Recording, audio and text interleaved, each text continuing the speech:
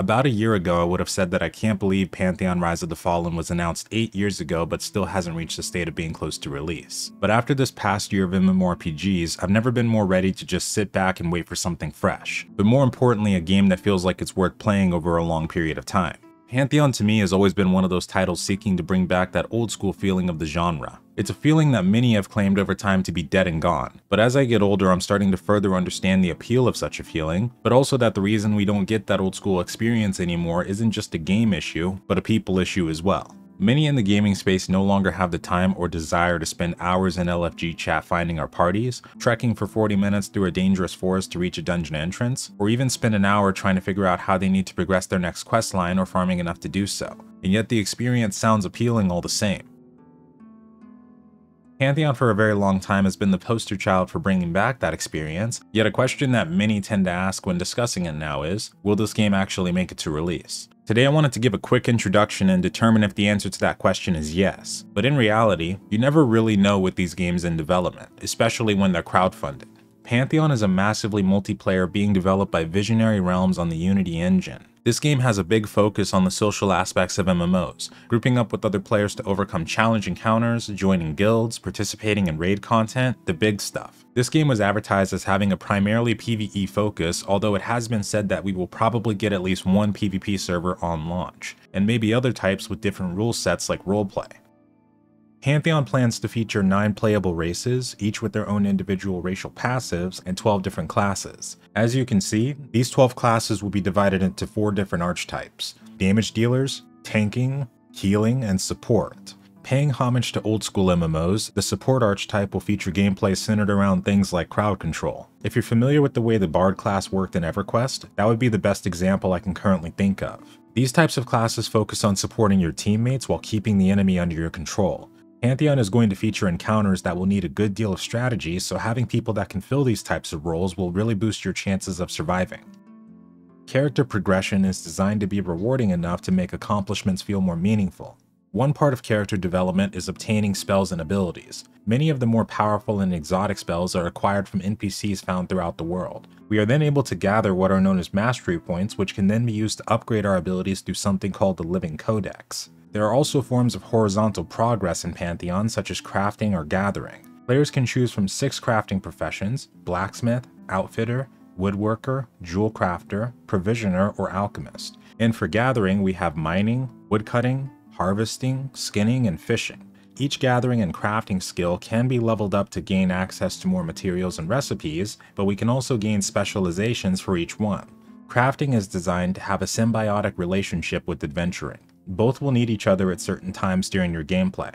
The items made with these professions are going to be just as valuable as those you loot from NPCs. And aside from a few class-specific rewards, most items in the game can be crafted.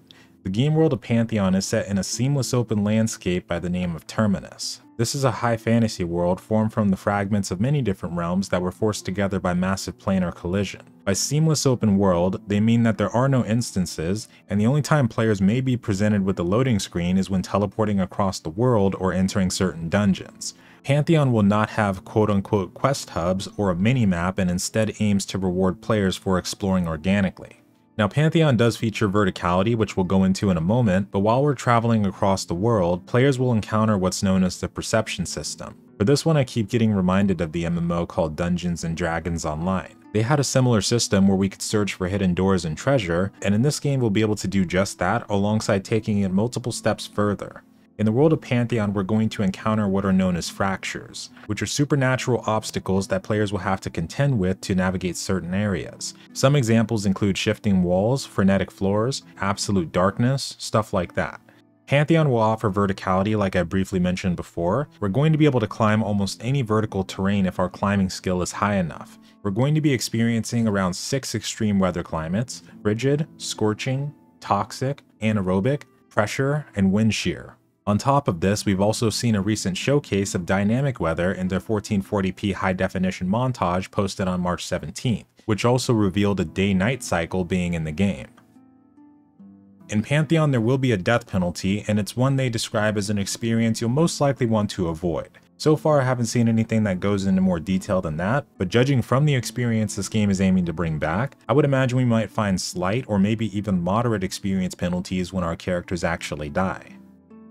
Combat in Pantheon will mostly be tailored around groups of players, but there is content that will be doable solo. Yesterday a video was posted on the Pantheon YouTube channel that gives a 30-second snippet for what to expect from the solo experience. The example they give is that for the first 5 levels, for the player that is playing by themselves, you will find that you're relatively capable of taking on enemies that are similar to your level. But when you get to around that level 5 point and beyond, it's going to get quite dangerous to take on mobs of your same level alone. As a solo player, you will have to begin farming on mobs that are lower than you, and the gap of strength to level ratio will increase as time goes on.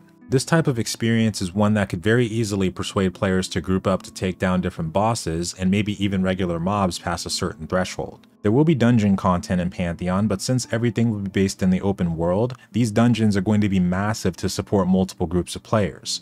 Raid content will also be available alongside of course questing, but questing won't always be done in the way you expect. You may remember that I mentioned what's known as a perception system earlier. Sometimes when exploring the world, by using your perception skill, you'll come across what is known as a perception trigger, and by following them where they lead, you will be doing a type of questline, but one that's given to you in the context by the environment. You can be rewarded in just as many ways as you would in a traditional questline. Experience, items, a quest token, and maybe even special skills and abilities. There's a lot to learn when it comes to Pantheon and a hell of a lot of detail I'll have to sift through while catching back up on this game. But some features I'll be most curious to learn about will be dynamic events, world and field bosses, player and guild housing if there is some, pet systems, and especially the secret spells and abilities we'll be able to obtain. I'm sure we've got quite a ways to go till the beta or full release of this game, but I think the answer to the question, does the game seem capable of making it to release, is yes. Pantheon has got an extremely dedicated community of players with a very passionate group of developers behind the game. The only thing that could stop this game now is running out of money before the end. It's a very ambitious game, and judging from their most recent producer's letter, it's still got a ways to go. But I would hope that if it ever got to that point, that they'd rather start moving things along testing phase-wise instead of considering total shutdown. I don't think the concept has ever changed that if you're honest and put in the effort to take care of your game's community, they'll take care of you. But of course on top of that, the product has to be decent and show some promise for the future. So for Pantheon, let's see what the future holds. Thank you for watching this quick introduction, have a wonderful night or day folks, and farewell.